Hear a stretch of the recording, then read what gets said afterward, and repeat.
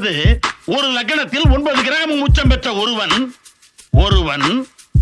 Battery இல்லாமலும் பேசலாம், எப்படி வேண்டுமானாலும் பேசலாம். Very good. எல்லாரும் ஜோரா ஒரு கை தட்டுங்க. எனக்கு கோபி நூடுல்ஸ் வாங்கி தந்தாலும் இது ஒன்றும் பெய்ட் ப்ரொமோஷன் இல்லை. இது வந்து ஆனஸ்ட்டாக என்னோடய ரிவ்யூ தான் நான் கொடுக்க போகிறேன். எஸ், நான் வந்து ஹரிச்சந்திரன் வீட்டு பக்கத்து வீட்டில் தான் இருக்கேன். பிட்வீன் சார் எனக்கு அதோட பேக் ஸ்டோரியும் தெரியாது, ஸோ அதையே சொல்லுங்கள். எஸ், என் ஃப்ரெண்டு எழுதின புக்கை பற்றி தான் நான் எனக்கு ரிவ்யூ போட போகிறேன். ரொம்ப நாளுக்கு அப்புறம் ஒரு புக் ரிவ்யூவாக எனக்கு இது லைட்டாக ஷையாக இருக்குது. But I'm gonna give a honest review. It was a good book, written by Gurudev. Yes, என் ஃப்ரெண்டோட புக்கு தாங்க. புக் நேம் வந்து குறளும் குரானும் கருத்தொற்றுமை களஞ்சியம். இந்த புக்கு வந்து ஒரு கம்பேரேட்டிவ் அனாலிசிஸ் பண்ண ஒரு கட்டுரை ஸ்டடி ஆஃப் புக் டைப் தான். ஸோ இது வந்து ஃபிக்ஷன் புக்கு தான், நான் ஃபிக்ஷன் புக் தான்.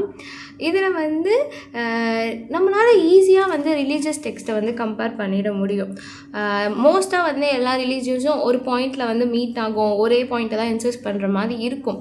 ஆனால் ஒரு மனித வேதம்னு சொல்லக்கூடிய திருக்குறளையும் அதுக்கப்புறம் இறை வேதம்னு சொல்லக்கூடிய குரானையும் அனலைஸ் பண்ணி ஒரு சில டாபிக்ஸ் எடுத்து அதில் அவங்க எப்படி பார்க்குறாங்கன்ற பார்வையை கிளியராகவே இந்த புக்கு வந்து கொடுத்துருக்கும்.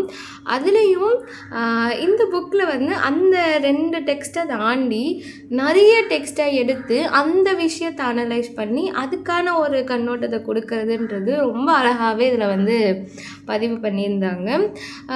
இதில் வந்து எனக்கு அந்த ஃப்ளோ பிடிச்சிருந்துச்சு. எப்படி சொல்கிறது, ஃபஸ்ட்டு ஒரு 4 டாபிக்ஸ் வந்து கொஞ்சம் நல்லா போகும். ஓகே, நல்லா போகணும். எப்படி சொல்கிறது, கான்வர்சேஷன் மாதிரிலாம் போக உங்களுக்கு என்ன புரியலையா, சரி வாங்க நம்ம திருவள்ளுவரை கூப்பிடுவோம் அப்படின்றதுலாம் அழகாக இருந்துச்சு. அதுலேயும் வந்து எப்படி சொல்கிறது, இது மாதிரி வந்து மகாபாரத போரை வந்து இதெல்லாம் பண்ணால் தான் தடுக்க முடியும் அப்படின்னு சொன்னதுக்கு வந்து அதெல்லாம் பண்ண வேண்டாம், உங்கள் அண்ணனை வந்து நீ ஆட விடாமல் இருந்தாலே போதும் தானே சகாதேவா அப்படின்னு சொல்கிறப்போ நீ என்னடா அவன்கிட்ட பேச்சுவார்த்தைலாம் நடத்திட்டு இருக்க அப்படின்ற மாதிரி தான் இருந்தது.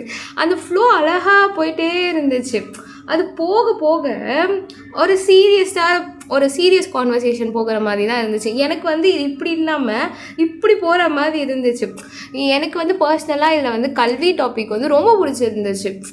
அது வந்து அந்த சோஷியல் லேடர், அதுக்கப்புறம் லேடர், ஓகே ஏதோ ஒன்று, அந்த படிநிலைகள் ஸ்ட்ராட்டிஃபிகேஷன் இருக்குதுங்க, அதில் எப்படி முக்கியமான கல்வியை சொல்கிறாங்க, அதில் எப்படி கம்பேரிட்டிவ் பண்ணாங்க அப்படின்ட்டு நிறைய டெக்ஸ்டெல்லாம் எடுத்து வச்சு அதில் பேசினது அது வந்து ரொம்ப அழகாக இருந்துச்சு. அது ரொம்ப சீரியஸாக போக ஆரம்பிச்சிச்சு. எனக்கு வந்து ஓகே இன்டென்ஷனாக அப்போ தான் okay this book has more potential அப்படின்ற மாதிரி அது வந்து ரொம்ப அழகாக இருந்துச்சு. அந்த டாபிக் எனக்கு ரொம்ப பிடிச்சிருந்துச்சு. இதில் வந்து நிறைய டாபிக்ஸ் சொல்ல மாட்டேன், இன்னும் நிறைய எழுதி இருக்கலாம். கொஞ்சம் டாபிக்ஸ் தான் அவன் கம்பேர் பண்ணி அவர் வந்து கொஞ்சம் டாபிக்ஸ் தான் வந்து கவர் பண்ணி அதை அனலைசிஸ் பண்ணி எழுதியிருப்பாங்க. இன்னும் எனக்கு சில டாபிக்ஸ்லாம் எக்ஸ்ப்ளோர் பண்ணியிருக்கலாமோ, இன்னும் கொஞ்சம் புக்கை வளர்த்திருக்கலாமோ அப்படின்ற ஒரு எல்லா ரீடருக்கும் இருக்கக்கூடிய ஒரு ஆசையாக எனக்கு வந்து அது வந்து இருந்துச்சு. அந்த ஃப்ளோ வந்து அந்த சீரியஸ் டாக்ஸ்லேயும் அது வந்து தெளிவாக பதிவாகிட்டே இருந்துச்சு. நான் ஃபஸ்ட்டில் அது இல்லைன்னு சொல்ல மாட்டேன், ஃபஸ்ட்டில் அது நல்லாவே இருந்துச்சு. பட் ஃபஸ்ட்டில் வந்து கொஞ்சம் கான்வர்சேஷன் பில்ட் ஆகிற மாதிரியும் இருந்துகிட்டே இருந்துச்சு. ஓகே நல்லா இருக்குது அப்படின்ட்டு. நெக்ஸ்ட்டு போகிறப்போ தான் இல்லை இது வந்து ஃபஸ்ட்டில் வந்து எனக்கு 2 வேயாக இருந்துச்சு. ஓகேன்னு போக போக நெக்ஸ்ட்டு சீரியஸ் டாபிக் ஆகிறப்போ ஓகே நான் வந்து லிசனராக தான் இருக்கணும், லிசனர் பிளேஸில் இருந்தால் தான் இது ரொம்ப வேல்யூபிளாக தெரியுது அப்படின்ற அளவுக்கு அது வந்து கொஞ்சம் நல்லா எழுதியிருக்கீங்க. அதுக்கப்புறம் சினம் டாப்பிக்கும் நல்லா இருந்துச்சு. அதில் வந்து எப்படி அது நம்மளே அஃபெக்ட் பண்ணுது அப்படின்னு. அப்போ என்ன எனக்கு கோவப்படக்கூட உரிமை இல்லையா அப்படின்னு நம்ம கேட்போன்றதை தெரிஞ்சுக்கிட்டு அதுக்கு அது பதில்.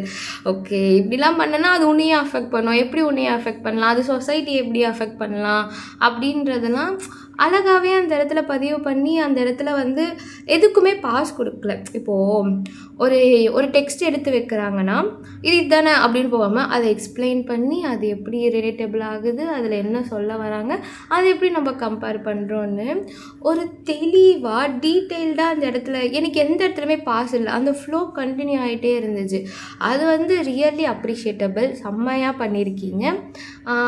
அதுக்கப்புறமேட்டு எனக்கு 2 இடத்துல முரணாக இருந்துச்சு. மற்ற எல்லாமே எனக்கு வந்து ஓகே சூப்பர்ப்பா, நல்லா பண்ணியிருக்கப்பா அப்படின்ற மாதிரி இருந்தது.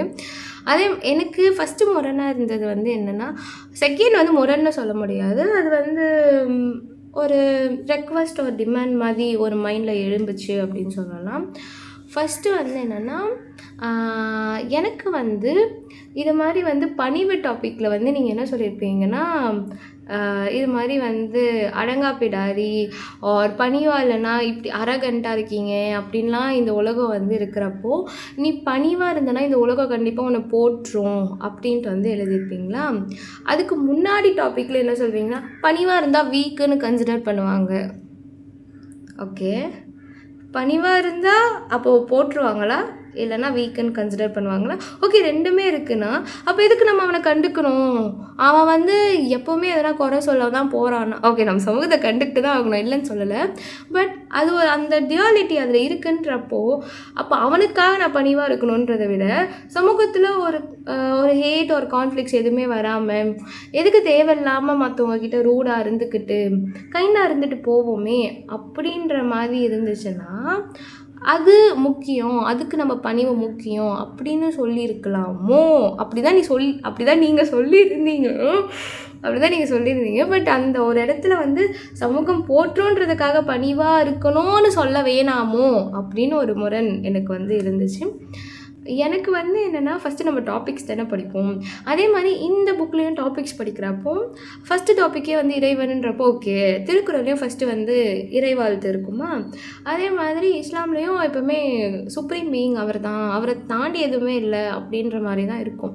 ஸோ ரெண்டுத்துலேயுமே கடவுள் தான் முதல் அப்படின்னு ஸ்டார்ட் பண்ணுற மாதிரி இந்த புக்லேயும் கடவுளோட கம்பேரிஷனையே ஃபஸ்ட்டு ஸ்டடியாக எழுதியிருந்தது வந்து interesting. It was so good அப்படின்ற மாதிரி இருந்தது. அதுக்கப்புறம் என்னென்னா, படிச்சுட்டே வரப்போ கடைசி டாபிக் வந்து எதையும் ஒப்பிடாதீர்கள், இதுவே கம்பேரிட்டிவ் ஸ்டடி தானே அப்படின்ற மாதிரி. ஓகே, உங்கள் புக் நீங்கள் பண்ணுறது தான் அப்படின்ற மாதிரி அது நல்லா இருந்துச்சு. அதே மாதிரி ஆனால் உள்ளே படிக்கிறப்போ இல்லை கம்பேரிஷன் பண்ணுறத வந்து திருக்குறள் எப்படி ஏற்றுக்குது, இப்போது கடவுளோட வந்து நிறைய இடத்துல வந்து திருக்குறளை வந்து கம்பேர் பண்ணியிருப்பாங்க.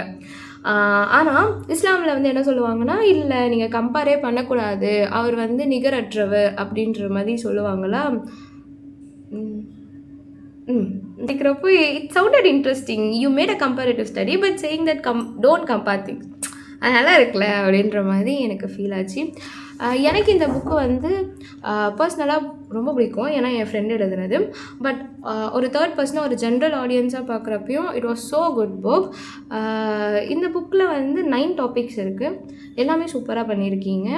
அண்ட் எனக்கு வந்து இந்த புக்கில் வந்து நான் சொல்லணும்னா, இது எழுத்து நடையாக இருக்கட்டும் இல்லை ஃப்ளோவாக இருக்கட்டும், இது எல்லாமே ரொம்ப பிடிச்சிருந்துச்சு.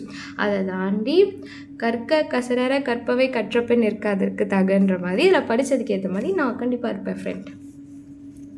That's it. ரொம்ப நாள் கழிச்ச புக் ரிவ்யூ.